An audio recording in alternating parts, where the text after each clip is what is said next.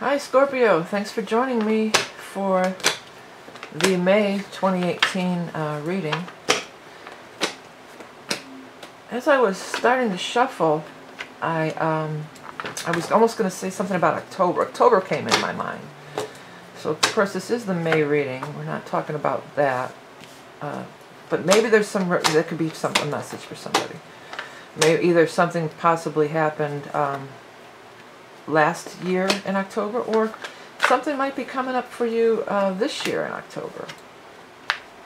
So if you had like a specific question that you were tuning in and wanting to find an answer to, maybe October, maybe that sheds some light for you Scorpios out there. And the last card is right here. Okay. There's a big thing going on this month, which is that Uranus is moving from Aries into Taurus. It's making a shift. This takes several years. I think it's something like 6 or 7 years. I'm not even sure. In your case, it's going to be your 7th house for Scorpios. And if you're not, you need to watch your rising sign this month if you want to get anything out of this astrology portion. I may do a video about it for everybody, but for now, anytime there's astrology being discussed, it's really talking about your rising sign. I mean, let you in on a little secret, whatever, but that's how it really works. But anyways, so 7th house, partnerships. Big change-ups in that area. Doing something, expect the unexpected is always where, with Uranus. So, something that you have, you may change your taste completely in partnerships. A partnership could end abruptly. A partnership could show up abruptly. Something completely different than what you've had before. In the way of it's primarily marriage partnerships. A lot of times it is, but it's not always. It could just be any kind of partnership. Business partnership, a lot of different things. Okay, so the first card out in your reading is the Tower in reverse. So that's a breakdown. Breakdown. Breakdown, you're busted. Wow. Breakdown, shakedown, you're busted. I'm not going to look up those lyrics right this minute. If I think of it later, I will, but that's the tune that popped into my head. But it's a breakdown of a situation. When it's in reverse, it's not as bad usually. It's usually not so flipped out or, oh my God, my worlds are colliding. It's less severe when it's in reverse. And the cards that follow are super cool. So it always is something that needed to be released or needed to be let go of. Oh, by the way, this is the Rock and Roll Tarot deck that we're using. It's my own creation, and if you see words popping out at you or moving around, then definitely go with that, because that will help us. And then that's going to help you specifically. And then we're going to pull a card from the Animal Totem deck. But it says, take action, take action. Or it seems more, this is take action, but it seems more it's coming out of this Tower energy pointing at this. And this is you, by the way. So you in reverse by the Tower, to me that's saying, you were on the wrong path anyway. That this wasn't really the right thing for you anyway. Like this was a misstep for you anyway. And it shows here too with the Wheel in reverse. Wheel in reverse, and let's stop. I don't want to get that far ahead of myself. Wheel in reverse says you're on the wrong path. So this is a course correction that you had done to you. And it looks like it's fabulous because you have these cards down here are just so good. So it's some pretty drastic changes, but for the better. Ten of Cups is a central issue. That's the happiest card in the deck. That's the marriage card. It definitely could have to do with, maybe this isn't you. I mean, it could be you, but it could also be like maybe some of you, this is your ex or soon-to-be ex, or you had a big fight and you fell out, and now you're in a different place. You met somebody different, or now this was your last relationship and this is your current relationship. Whatever the case, the Ten of Cups is always extreme happiness, joy, celebration. It's the most. The aces are the least. It's the beginning, and then you go to it goes up the line 1 through 10, and 10 is the most. So 10 of Cups is the most happiness, the most joy that one could experience, and it encompasses the whole family. So this was a blessing for sure. This Tower thing, blessing in disguise, you could say. Maybe I'll put that as a potential headline for you, blessing in disguise.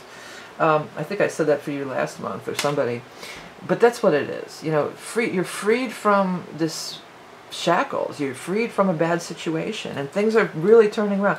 You're getting back on your destiny path. Okay, so 10 of Cups and then the World here. So not only are you going to obtain the happiness and joy you're seeking, it's going to surpass what you'd even hoped for. For many of you, this is 2 relationships, and especially with Uranus going in your 7th house, you know, this could totally be you just letting go of some bad relationship, you know.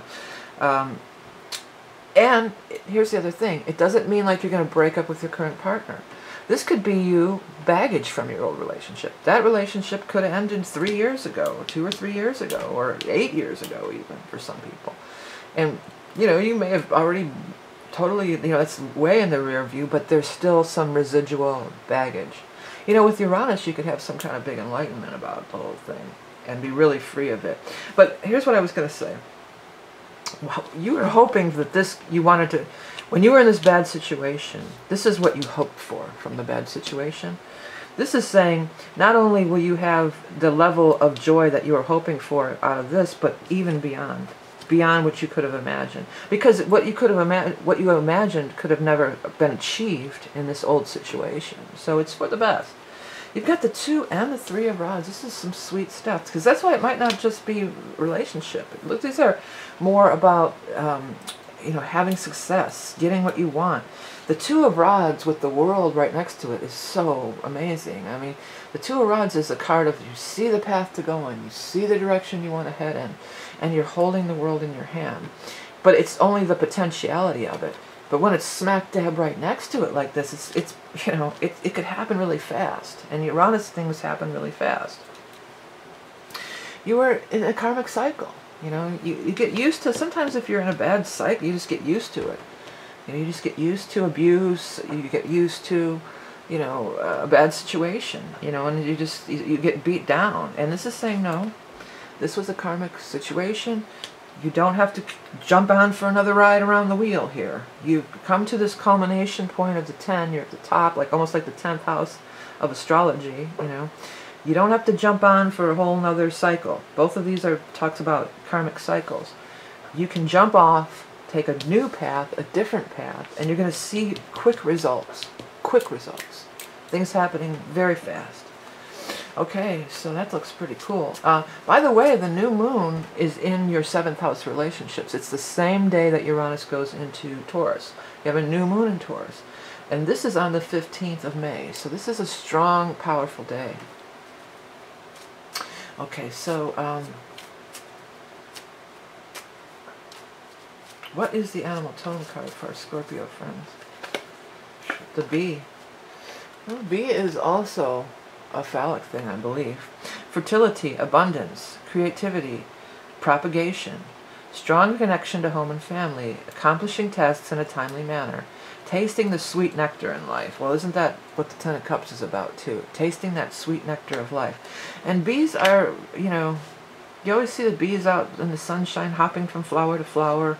You know, there's something about that that's bees, to me, bees do seem joyful, especially these big bumblebees, you know. They're just sort of, you know, I'm allergic to bees, and I will sit out in the garden and work, and they'll be flying right around me, and they don't mess with me. I don't mess with them. You don't bother me, I don't bother you. You know, they're not in a frenzy and all, like, ready to attack. They're just kind of floating along in the sunshine, enjoying, you know, enjoying drinking the flowers, and, you know, and they're just having a good old time. And that's the kind of levity that these cards down here are representing for you. So don't waste any time crying over spilt milk about whatever this is. You know, this was a long time coming. You needed to release it. It was some, I'm hearing it was some bad mojo. So for some of you it was some bad mojo. But it definitely was not you being on your path to your highest destiny and fulfillment. When the wheel's in reverse, we're in a downwards karmic cycle, which is confirmed over here, or we're in a time frame, you know, we are off our path. We have lost, we're not following our true north, you know. This would be like, the T sometimes reminds me of true north, you know. Got to follow your true north. Hey, okay, Scorpio, so thanks so much for tuning in. Remember, all this stuff's available on my website, the decks. I have books. I have readings available. I'm not offering any special readings right now, but there are plenty of readings available. The Soul's Journey. I have a couple different other video readings that I do personally for you. And I have a bunch of astrology reports that are really cool and really affordable.